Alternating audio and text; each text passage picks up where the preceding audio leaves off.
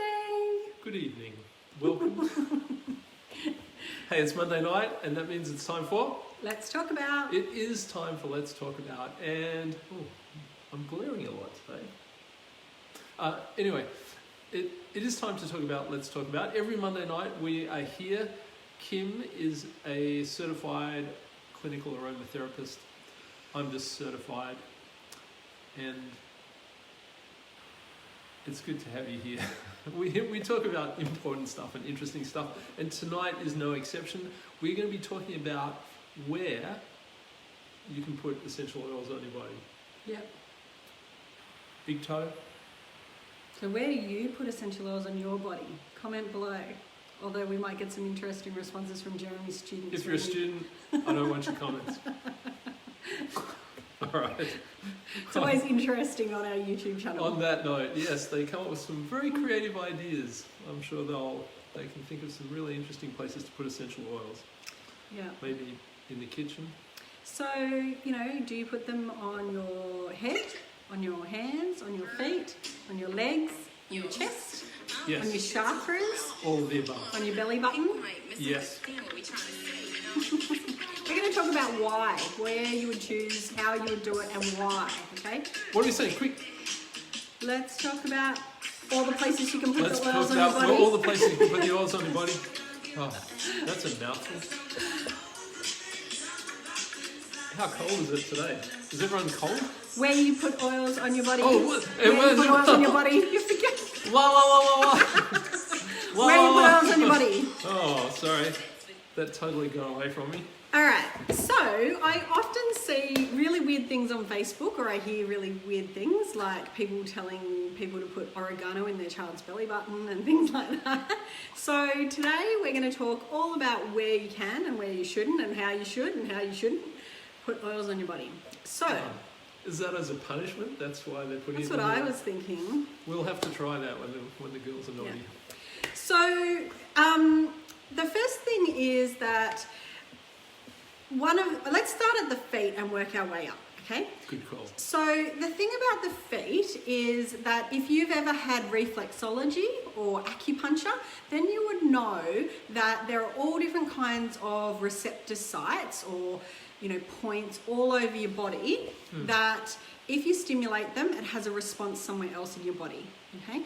It's kind of similar to your tongue. So on your tongue, you actually have little receptor sites for sour, for sweet, okay. for savour. I thought you were going to say your tongue reflects the rest of your body. No. Oh, good. But thank goodness. you can actually, there are the taste buds on your tongue actually can't, if it's a sweet one, it can't taste sour. Or, so you basically... I think we only have 4 different kind of tastes that we can have.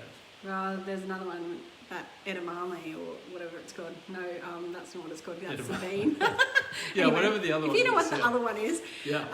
But basically, same on our feet, same on our head, same on our hands. We have all of these points on our body that relate to other parts of our body. So, on your foot, if you can imagine, I'll see if I can get my foot up here. Oh, that's a good one. That is your big toe. Like your big toe is your head, and then you have your spine, and it runs all the way down. Okay, so if you can imagine that's your head, and that's your spine running down there to basically your legs. Okay, so your heel is your legs, and so on here we have all of the parts of our body. Okay, so if you get a Vitaflex chart or a reflexology chart or things like that, you can actually look up particular areas of your body and you can apply the oils to that point on your body, and that will help that particular part of your body. So if you're looking at, like when we do raindrop, we put the oils on the feet down the line of the spine, and then we also put them down the actual spine. And, or if you're having some head tension, you might want to put some oils on your big toe. If you're having difficulty concentrating, put oils on your big toe. And the same goes for our hands. We actually have points all over our hands that relate to the different parts of our body as well. Eyes? Are they the eyes? Well, I feel like an idiot doing that. I can't remember which finger it is. But Maria in our team, she talked about that because yeah, if you're having, itchy eyes or whatever, lavender, you can't put it on your eyes. That's let me just say, that's one place where you don't use oils, is on your eyes. But you can put it on your hands. Or even there's eye points on your toes, okay? So, the thing is, you can put oils on, like if you've got head tension, you can put oils on your thumb. Or, there are basically points all over your hands and your feet. So you can look up the various, either reflexology chart. We actually did a video, a Let's Talk About video with the lovely Kim Della. Let's Talk About probably feet. About a year ago. So you could look up Let's Talk About Feet. And she talked all about the different places on your feet that you could put oils. So, so check that one out. Now, the reason that we like to put oils on our feet, apart from the fact that there are different points that correspond to different parts of our body, is that our feet are really thick in general. They're the thickest skin sort of on our body. And so, therefore, we are less likely to have a reaction if we put the oils on our feet, as opposed to other parts of our body where we might be more likely to have a reaction. So on the bottoms of your feet, and then pop some socks on, particularly over winter. I love to do that with thieves, diluted thieves. And it's just because your feet are thick doesn't mean that you still wouldn't dilute oils. Yes, you can probably, use more oils, different oils on your feet than without diluting them. But in general, they still are going to go a lot further if you dilute them. And if you're particularly sensitive, you're, older or even younger with children, then you're going to want to dilute them as well. Okay, so that's that. Feet. Obviously up your legs, and remember that you have all different kinds of points all the way up your legs, and all the way up your arms. Now, the thing is, in terms of your stomach, you could put oils on your lower abdomen. If you've got an unhappy tummy, then oils like Digize, or if you've got kids or babies that are unhappy, then you can use Tummy Jize. Or another really good one is Gentle Baby, diluted of course, but in a circular motion. But another really good way to use essential oils on your tummy is in your belly button. I was waiting for this.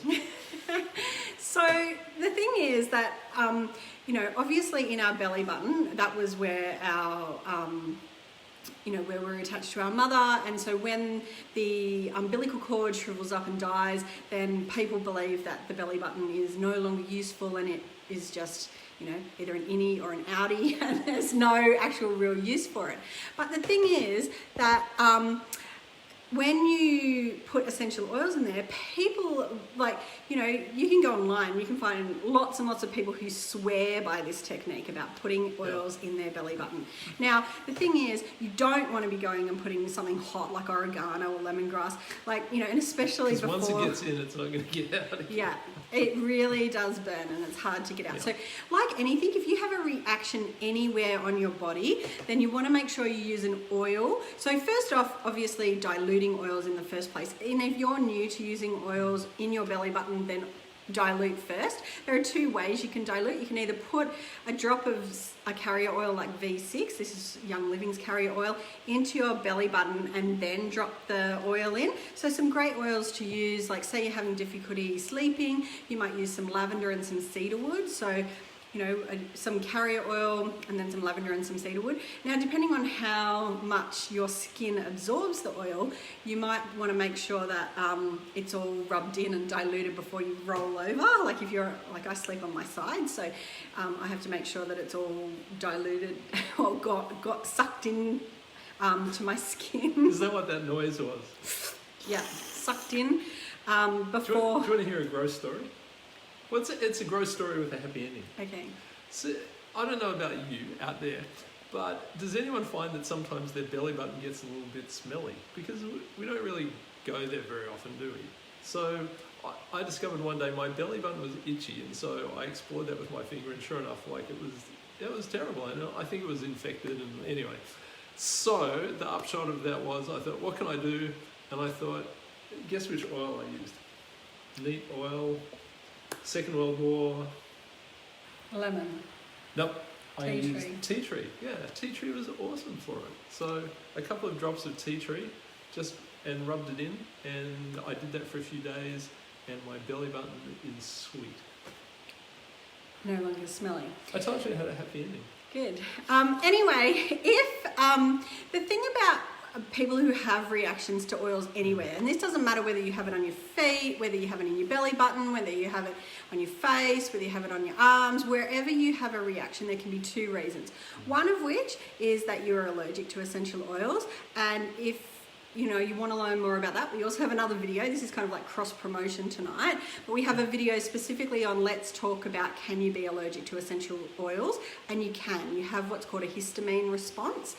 So that's one type of reaction that people have, but the other type is actually where the essential oils are interacting with synthetic chemicals that are in your body. Okay, so that might be synthetic perfumes. Like a lot of people get reactions under their arms, and I know Jeremy had this, and it was because he had used years and years of a brand name deodorant spray under his arms. So when he started to use essential oils, like a natural deodorant with essential oils, of course the essential oils started reacting with the synthetic chemicals, and they really don't get along, and so they started really making his I thought I was allergic to essential oils, but it turned out they were just like helping to get rid of the the toxic synthetic chemicals from underneath his arms. And it started on one arm, and then so I just stopped. And that's the thing, isn't it? If you get a reaction, stop. Like that's the first thing always. And then I just put some coconut oil on there for, I think it was only like 5 days, and then it all cleared up. And then started using it, haven't had a problem with that arm. But then about 3 weeks later, same thing, other armpit, and this time I knew what was happening. So, and I haven't had a problem since then. So it's fascinating. So, as I say, you can have a reaction because the essential oils are going in, they're fighting against the synthetic chemicals that have been stored under your arms or because the synthetic chemicals actually get stored in the fat layers of our body. And the thing is that with our belly button, people who start using oils in their belly button can often have a reaction as well. They end up having a red rash, even to oils like lavender, which are fairly mild, and even if they dilute them. And that's because a lot of toxins can actually get stored in our belly buttons. Because you think about it, when you wash or whatever, things get stored in there. So Jeremy, with his stinky belly button, was actually probably storing a whole heap of gunk in there. Yep.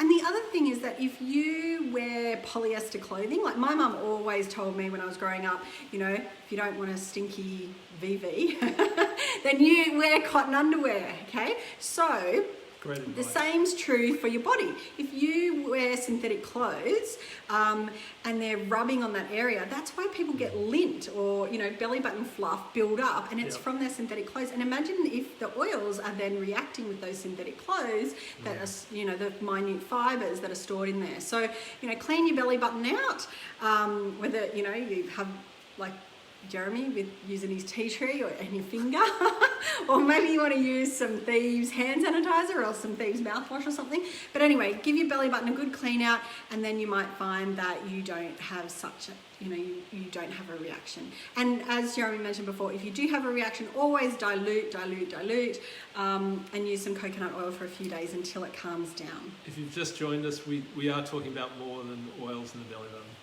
Yes. Well, but it's good to talk about. Like, who talks about All right, so so we've talked about the belly button. Going. So it's particularly for sleep, like cedarwood, valerian, lavender. I love tranquil in the belly button. So you can actually just get your tranquil roll on and roll that inside your belly button. Or if, as I say, because diluting oils in the belly button is good, or you can make yourself up a roller and just roll that into the belly button, or even a serum bottle so that you've already diluted the oils. So you might mix your cedarwood, your lavender, your orange, and your valerian, and then with some carrier oil. The thing about V6 is that it can be a little bit greasy on your clothes, so a better choice might be jojoba or something like that, so it's not quite so greasy, so that if you don't get oil on your silky pajamas, your silky nightie or your silky sheets, or anyway. Nothing worse than teaching a class with a big oil spill in the middle of your shirt. No. Most of my clothes have oil spills on them. But anyway, so let's come up to the chest area. I mean, obviously in winter, making up a chest rub with some beautiful peppermint, lemon and RC. Great place to rub it around on your chest. If you've got a baby, remember no peppermint or RC because it's got eucalyptus and peppermint in it. So you might make a chest rub out of lemon, lavender and frankincense. The chakras are great places to put essential oils. So your crown chakra, your third eye, if you're having difficulty speaking up or talking, or you have to do some public speaking, you might put in your throat chakra. You know, a lot of people are using oils at the moment on their heart chakra because they're feeling a little bit disconnected with the world. You know, as I say, down your solar plexus, sacral and root chakra. On your ears are a great place. Like if you look up, I had a bit of a stack on the scooter on the weekend. I was trying to hide that actually. I forgot I was going to do this here. Don't take your children scooter riding. Let's just say Kim's score is, she has a perfect score on the scooter. She's got 2 for 2. I've been on the scooter more than 2 times. The last 2 times the last 2 times, yeah, it's like... Yeah. Anyway, so on your ear, like on your hands and your feet, you actually have points that relate to different parts of the body. And even your left ear and right ear can relate to a lot of emotional issues. And we've talked about this before as well in terms of emotional issues with your mother and your father. And they, you know, relate, like if you want to use oils for emotional issues, obviously the chakras, but even the ears are great places to use the oils. And then the other great place, if you've seen me do the neuroauricular technique, around the base of your, and I talked a bit about this last week with the grounding. So in your locus coeruleus, which is that little hole at the top of your neck in there, great place for rollers, just rolling it in there. But all the way around the base of your skull to the tip of your ears, that's a great place to put oils, particularly if you're trying to focus or, you know, I love even deep relief. If I've got some neck tension, I've been working at the computer all day. Yeah, just really, really good places. And then obviously your face, okay? So I did a video a little while ago. Yeah, it really is cross promotion. You should just go back and watch all our videos.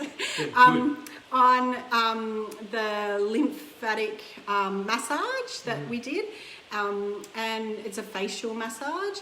And so all these points on your face are great places to get your oils or even your roller. I just got a jade roller today in the mail, and using your oils to rub around and put on your face is great places. And around your eyes, remember, you don't put essential oils in your eyes or in your ears, it's around your ears. So whether it's around the outside or even just actually on, you know, not on the ear at all, but around. Same with your eyes. So use your pinky finger or your ring finger because you don't press as heavily, and you're also then not likely to use your pointer finger to go in your eyes, but putting oils around there. So, and then the last place is obviously getting there and doing a head massage. And I know Christy Brown, I just saw she put up a comment about the ears. She is a hairdresser, and how good is it to go to the hairdressers and have that, you know, shampoo and conditioner, and then they give you a massage, Indian head massage, because once again you've got lots of different places on the head,